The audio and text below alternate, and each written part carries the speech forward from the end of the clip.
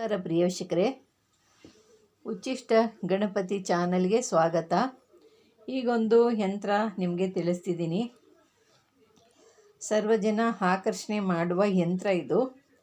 ಸರ್ವಜನ ಆಕರ್ಷಣೆ ಇದ್ರೇ ಯಾವುದೇ ವ್ಯಾಪಾರಗಳು ಮತ್ತು ರಿಯಲ್ ಎಸ್ಟೇಟ್ ಮಾಡೋರು, ಬಿಸ್ನೆಸ್ ಮಾಡೋರು, ಮನೇಲಿರೋರು ಗಂಡ ಹೆಂಡ್ತಿಗಳು ಆಕರ್ಷಣೆ ಆಗಬೇಕಂದ್ರೆ ಎಲ್ಲದಕ್ಕೂ ಒಂದು ಆಕರ್ಷಣಾ ಶಕ್ತಿ, ವಶೀಕರಣ ಶಕ್ತಿ ಇದ್ರೇ ಅವರು ಮಾತಾಡೋಂಥ ನುಡಿಗಳು ದೇವಸ್ಥಾನಗಳಲ್ಲಿ ಜನಗಳಿಗೆ ಪೂಜೆ ಮಾಡೋಂಥವ್ರಿಗೆ ಆಕರ್ಷಣಾ ಶಕ್ತಿ ಇರಬೇಕು.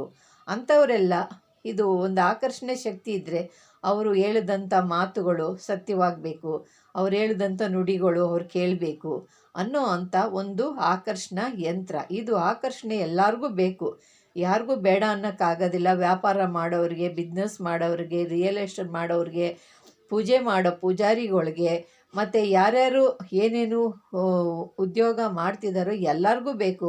ಒಂದು ಆಫೀಸಲ್ಲಿ ಕೆಲಸ ಮಾಡ್ತಿದ್ದಾರೆ ಅವ್ರಿಗೆ, ಯಾರಿಗೆ ಬೇಡ, ಮನೇಲಿರೋರಿಗೆ ಎಲ್ಲರಿಗೂ ಆಕರ್ಷಣೆ ಶಕ್ತಿ ಇದ್ರೇ ಅಲ್ಲಿ ಅವ್ರಿಗೆ ಒಂದು ಬೆಲೆ, ಒಂದು ನೆಲೆ ಆಗುತ್ತೆ. ಇಲ್ಲವಾದರೆ ಬೆಲೆ ನೆಲೆನೇ ಇರೋದಿಲ್ಲ.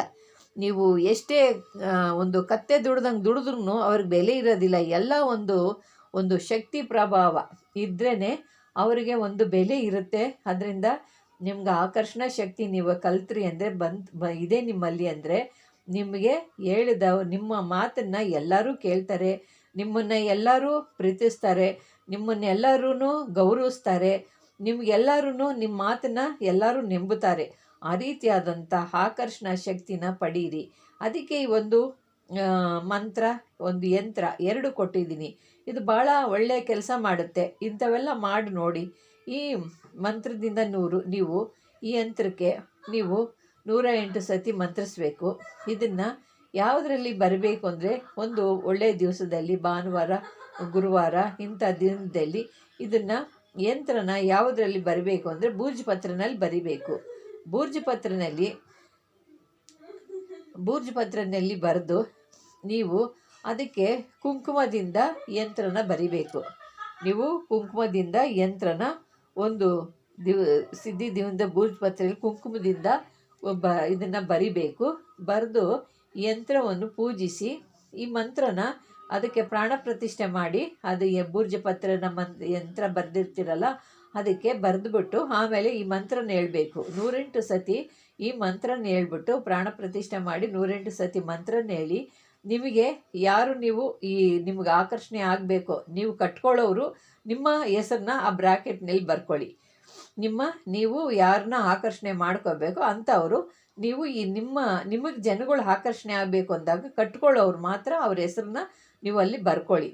ಬರ್ಕೊಂಡಾಗ ನಿಮಗೆ ಜನಗಳು ಆಕರ್ಷಣೆ ಆಗ್ತಾರೆ.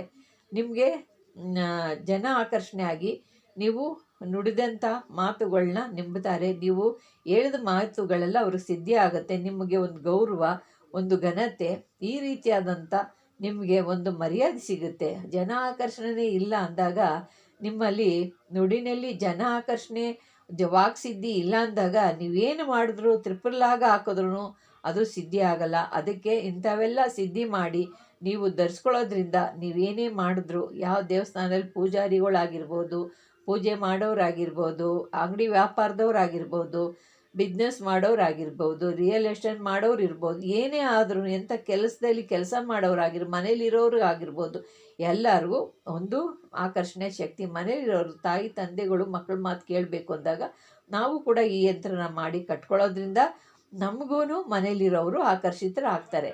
ಕಟ್ಕೊಳ್ಳೋದ್ರಿಂದ ಎಲ್ಲರೂ ನಿಮಗೆ ಆಕರ್ಷಿತರಾಗಿ ನಿಮ್ಮ ಹೇಳಿದ ಮಾತನ್ನು ಎಲ್ಲರೂ ಪಾಲನೆ ಮಾಡ್ತಾರೆ ಅಂಥ ಒಂದು ಯಂತ್ರ ಇದು.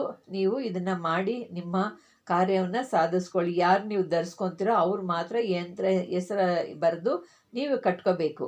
ನೀವು ಕಟ್ಟೋದ್ರಿಂದ ನೀವು ಬೇರೆಯವ್ರಿಗೆ ಯಾರಿಗೆ ಮಾಡಿಕೊಟ್ರು ಕೂಡ ಆ ಕಟ್ಕೊಳ್ಳೋರ ಹೆಸರನ್ನ ಮಾಡಿ ಕೊಡಬೇಕು.